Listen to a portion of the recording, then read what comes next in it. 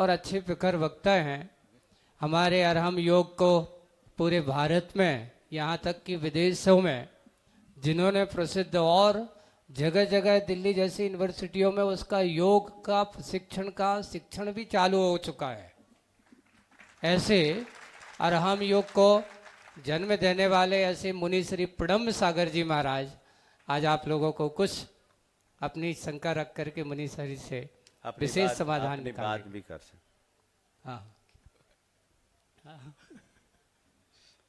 जबलपुर के बड़े बाबा देवाधिदेव श्री आदिनाथ भगवान की, परम पूज्य आचार्य गुरुवर श्री विद्यासागर जी महाराज की, परम पूज्य मुनि श्री समय सागर जी, योग सागर जी आदि सभी अग्रज महाराजों की, मुनि श्री प्रमाण सागर जी महाराज की, मंच पर विराजमान सभी मुनि संघ की,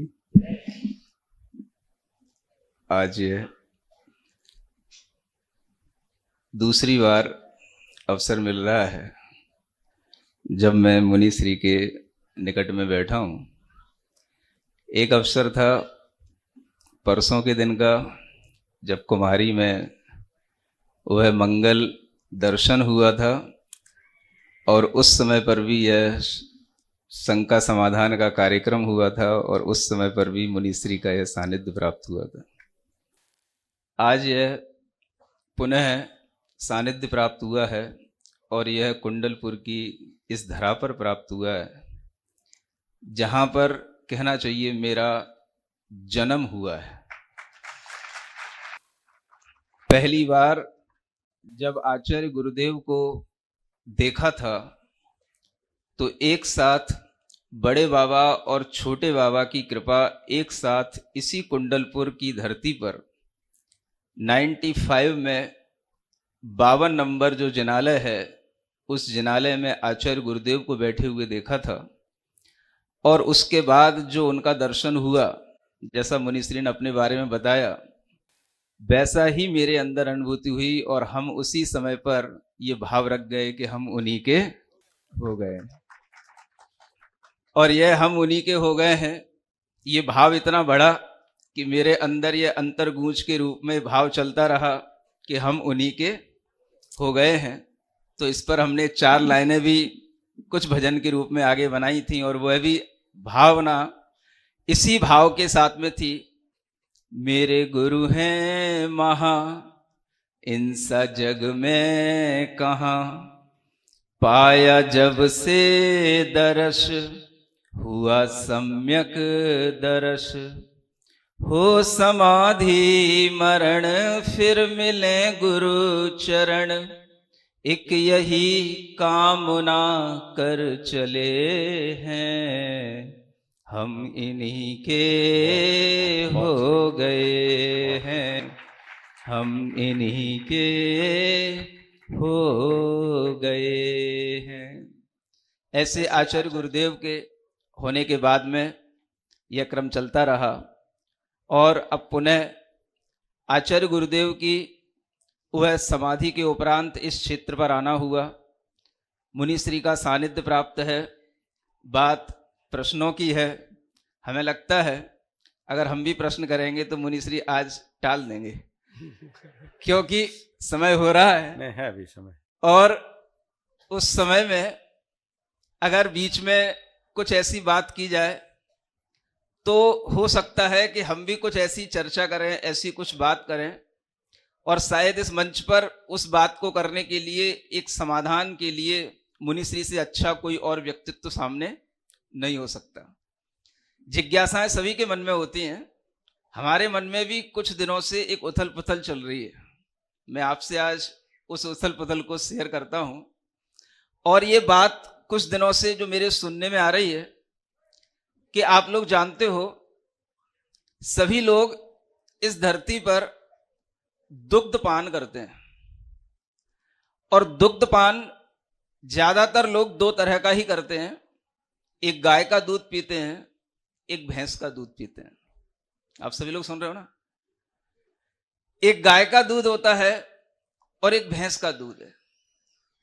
अब इस विषय में कुछ दिनों से चिंतन चल रहा है, कुछ उथल पुथल चल रही है कि जब भी कभी अगर आप देखोगे भैंस का दूध निकलने के बाद में जब भैंस दूध देना बंद कर देती है तो उसका अंतिम समाधान क्या है? वह हमेशा स्लॉटर हाउस की तरफ जाती है। इस देश में गाय की रक्षा करने का प्रावधान बना है, जिलों में गाय की प्रावधान रक्षा करने का प्रावधान है कि गायों की हत्या नहीं होगी, इसलिए गायों की हत्या नहीं की जाती। गायों के कत्ल पर बड़े बड़े जुर्माने लगे हैं, गायों के कत्ल नहीं होते हैं, गौशालाएं खुली हैं। लेकिन भैंसों के कत्ल पर किसी भी तरह की कोई भैंसशाला नहीं है। भैंसों के कत्ल पर किसी भी तरह का किसी भी सरकार का कोई ध्यान नहीं है। और उन भैंसों का अगर दूध निकलना जब बंद हो जाता है तो उसके बाद में उनका नियम से कत्ल खाने में जाना बिल्कुल नियम से निश्चित होता है और उसके अलावा उनकी कोई गति नहीं होती। अब हमारे मन में प्रश्न होता है कि क्या अगर हम उस भैंस का दूध पीते हैं तो हम कहीं उस भैंस के कत्ल में कोई जिम्मेदार तो नहीं हो रहे?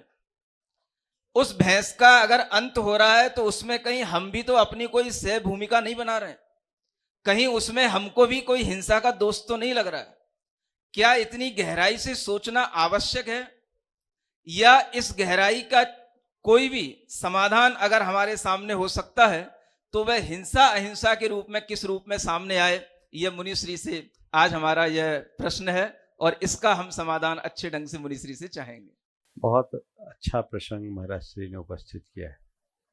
सबसे पहले जहाँ तक मुझे स्मरण है कि जो गो हत्या पर प्रतिबंध की बात है उसमें गोवंश शब्द है और उसकी व्याख्या में गाय बैल पाड़ा पड़िया सब है, भैंस भी है। तो सबसे पहली बात जहाँ तक मुझे स्मरण है, गौशाला से जुड़े लोगों को अगर ये बात ज्ञात हो तो ज़रूर उसकी डिटेल जानकारी मुझ तक पहुँचाएंगे। बहुत दिनों से ऐसा प्रसंग मेरे सामने आया नहीं, हो सकता है कोई विस्मृति हो, पर मुझे जहाँ तक ध्यान है चारों चीज़ें थी। और ऐसा मैं इसलिए कह रहा हूँ कि सन 2001 में सागर में जब एक ट्रेन से पूरे ऐसे पशुओं को बरामद किया गया था, उसमें लगभग 900 पाड़े भी थे जिन्हें संरक्षित किया और देवोदय महासंघ ने सुप्रीम कोर्ट से विजय प्राप्त की थी। उस समय मैं सागर में था। तो महाराज से पहली बात तो ये बहुत अच्छी बात है, हम लोगों को इसकी पूरी और जानकारी ले लेनी चाहिए और कोई और नया अमेंडमेंट हुआ हो तो उसकी भी अपडेट होनी चाहिए। पर मुझे जहाँ तक पूर्ण स्मरण है कि ऐसा ही है, तो ये प्रोटेक्टेड है हमारे कॉन्स्टिट्यूशन से। तो ये एक अवेयरनेस सब जगह होनी चाहिए कि हम सबको संरक्षित करें और गौशालाओं में गायों के साथ भैंसों और भैंसों का पाड़ों का भी संरक्षण रहता है और इसे हमें रखना भी चाहिए। और गाय भैंस एक साथ रखने में किसी प्रकार का संक्रमण भी नहीं होता, जहाँ भी इस तरह के हों उनको रखना चाहिए। अब रहा सवाल, आपने कहा कि हम भैंस का दूध पीना बंद कर दें, तो महाराज मुझे एक डर लग रहा है। भैंस का दूध पीने से तो फिर भी भैंसें बचेगी, जिस दिन भैंसों का दूध पीना बंद कर दिया जाएगा उस दिन तो सभी पूरी तरह अनुपयोगी हो जाएंगे, फिर तो और नहीं बचेंगी। समझ गए? तो ये चीजें तो हमें समझना, इन पशुओं का संरक्षण तभी तक होगा जब तक इनकी उपयोगिता बनी हुई है। हमें इनकी उपयोगिता को प्रासंगिक बना के रखना है। अभी कुछ और नए शोध हुए हैं जिनमें अनुपयोगी पशुओं से विद्युत उत्पादन और अन्य तरह की चीज़ों को उत्पादित करने की योजनाएं बन रही है। सरकार भी इस पर पूरा ध्यान दे रही है। तो हमें उन सब चीज़ों को एक पायलट प्रोजेक्ट के अंतर्गत तैयार करना चाहिए और मैं अपेक्षा रखूंगा देवोदय महासंघ के कार्यकर्ताओं से कि इसे अच्छे तरीके से रखे और समाज के बीच इसे उपस्थित करे ताकि इनको संरक्षण मिल सके। और यदि हम सबका दूध ही छुड़वा देंगे तो शाकाहारियों के पास बचेगा क्या? वो नहीं, मैं आपकी बात नहीं कह रहा हूँ, आपका आशय भी ये नहीं कि दूध छोड़ दे, लेकिन लोग ना दूध छोड़ दे ये सोच करके कि अब ये एक बहुत अच्छा संदेश होगा आपकी तरफ से, क्योंकि अभी तक किसी भी गौशाला में भैंसों का संरक्षण होता नहीं महाराज। होता है महाराज। ठीक।